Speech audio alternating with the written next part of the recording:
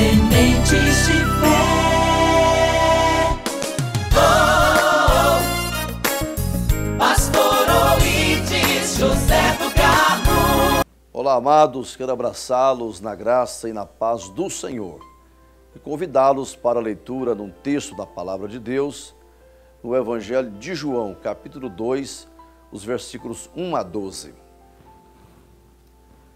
E ao terceiro dia, fizeram-se umas bodas em Caná da Galileia, e estava ali a mãe de Jesus. Foram também convidados Jesus e os seus discípulos para as bodas. E faltando vinho, a mãe de Jesus lhe disse: não tem vinho. Disse-lhe Jesus: mulher, que tenho eu contigo? Ainda não é chegada a minha hora. Sua mãe disse aos empregados: fazei tudo quanto ele vos disser. Estavam ali postas 6 talhas de pedra para as purificações dos judeus, e em cada uma cabiam 2 ou 3 metretas. Disse-lhe Jesus: enchei de água essas talhas, e encheram-nas até em cima. E disse-lhes: tirai agora e levai ao mestre-sala. E levaram. E logo que o mestre-sala provou a água feita vinho, não sabendo de onde viera, se bem que o sabiam os empregados que tinham tirado a água, chamou o mestre-sala ao esposo e disse-lhe: todo homem põe primeiro o vinho bom, e quando já tem bebido bem, então o inferior. Mas tu guardaste até agora o bom vinho. Jesus principiou assim os seus sinais em Caná da Galileia e manifestou a sua glória, e os seus discípulos creram nele. Depois disso, desceu a Cafarnaum, ele e sua mãe, e seus irmãos e seus discípulos, e ficaram ali não muitos dias. Muito bem, eu tomo esse texto para extrair aqui algumas lições preciosas dessa passagem, desse grande milagre que o Senhor realizou. Aliás, o primeiro milagre de tantos outros que durante seu ministério terreno Jesus operou neste mundo. Claro que todo milagre demonstra a divindade de Jesus. O apóstolo João, no seu evangelho, ele procurou selecionar alguns dos grandes feitos de Jesus que evidenciavam a sua origem divina. A preocupação de João foi exatamente mostrar um Jesus poderoso, capaz de realizar milagres, aquilo que o homem não pode fazer, mostrar que Deus pode realizar. Aquilo que é impossível aos homens é possível a Deus, porque só Deus pode realizar milagres. A medicina, os homens podem curar enfermidades, mas realizar milagres o homem não pode fazer. Só o Senhor nosso Deus pode realizar. Bem, Jesus era uma pessoa do povo, uma pessoa comum, que participava ativamente da vida social daquela época. Ele não era uma pessoa excluída da sociedade, nem um alienado.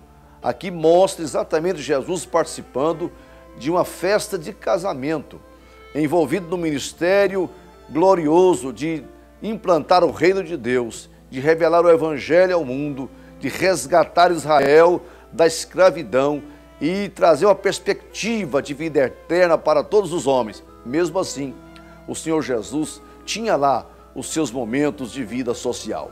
Isso deve acontecer com todos nós ainda hoje. Por mais que sejamos envolvidos em atividades espirituais próprias do reino de Deus, nós não podemos perder também a vida de comunhão com as pessoas, criar um bom relacionamento com familiares, com amigos e com a sociedade. Jesus deu esse exemplo aqui, mas o que importa para nós não é apenas esse comportamento de Jesus na área social. Foi o que aconteceu em Caná da Galileia. Caná era uma cidadezinha bem próxima a Nazaré, onde Jesus fora criado. Tudo indica que aquele casal, naquele casamento que convidou Jesus, talvez fosse até parentes de Maria, parentes, portanto, do Senhor Jesus. E ali o Senhor compareceu.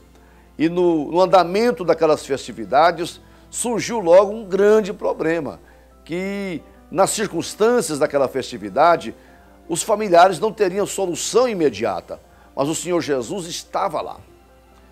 E esta é a grande lição desse texto, que eu quero firmar aqui hoje.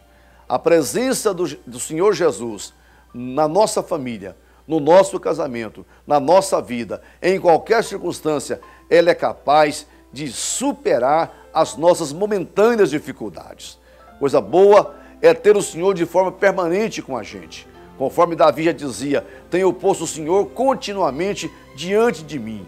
É por isso que Ele está à minha mão direita, eu nunca vacilarei.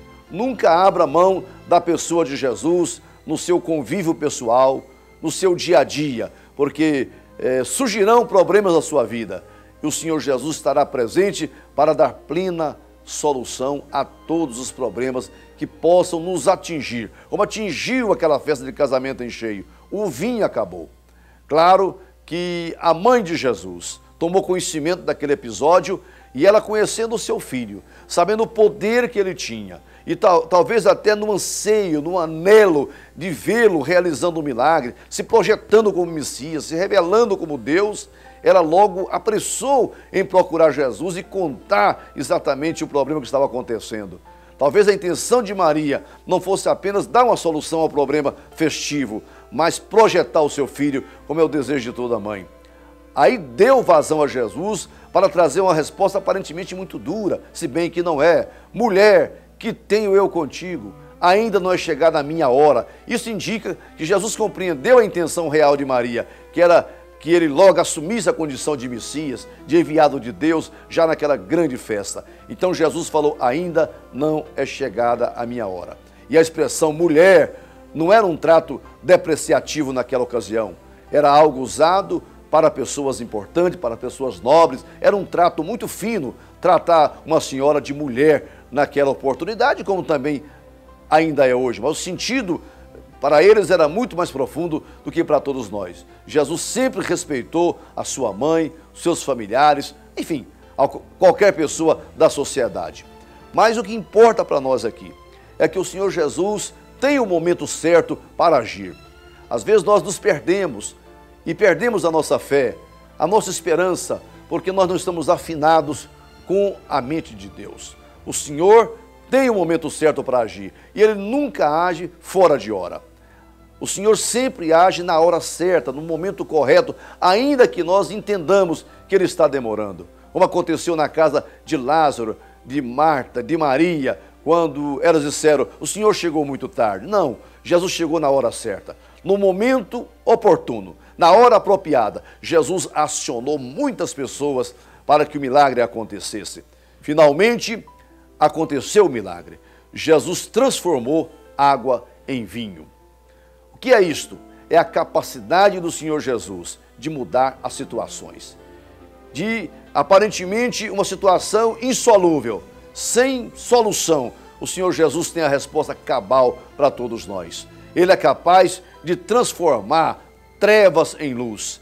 Ele é poderoso para mudar a sua situação, do seu casamento, da sua família, porque Ele tem todo o poder e toda a glória. Ele iniciou os seus milagres, o seu ministério de poder, exatamente com este milagre aqui, Ele mudando a natureza das coisas. Importante saber que o Senhor Jesus pode mudar a natureza das coisas, a sua essência, aquilo que aparentemente não pode ser mudado. Jesus tem capacidade para mudar. Isso quer dizer que nem tudo está perdido para você e para mim. Não, nunca estará, porque o Senhor Jesus estando conosco, Ele há de mudar aquela nossa realidade. Se é uma doença incurável, que não tem remédio nesse mundo, você não precisa desesperar. O Senhor pode curar essa enfermidade. Se é um problema de relacionamento no casamento, entre pais e filhos, entre irmãos, parece que ninguém pode resolver. Creia, Jesus pode transformar a natureza dessa situação. O que eu quero com esta palavra, como pregador do Evangelho, é que você não desespere. Diante de qualquer situação aparentemente difícil, coloque a sua confiança em Deus, chame Jesus, acione o Senhor Jesus, conta para Ele a sua história, o seu drama, o seu problema, e você verá que talvez não no seu tempo, não na sua hora, mas na hora de Deus, no momento certo, Ele agirá em seu favor. Confia no Senhor inteiramente e você receberá o grande milagre que você está precisando aqui e agora. Que o Senhor te abençoe, em nome de Jesus.